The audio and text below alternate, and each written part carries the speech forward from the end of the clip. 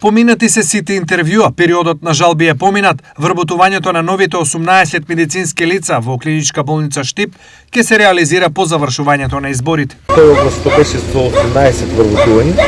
Процедурата негова е во завршен начин, но поради изборите што се во моментот, од ДКСК немаме услови за подпишување на решение.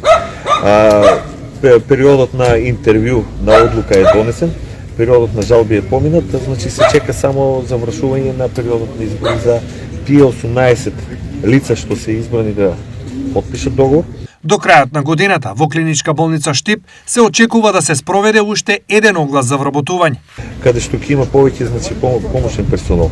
Акцент ќе се има повеќе на помошен персонал, во смисло на болничари, чистачи, технички персонал и медицински сестри. Значи, тој следниот оглас што е за 25 вработувања.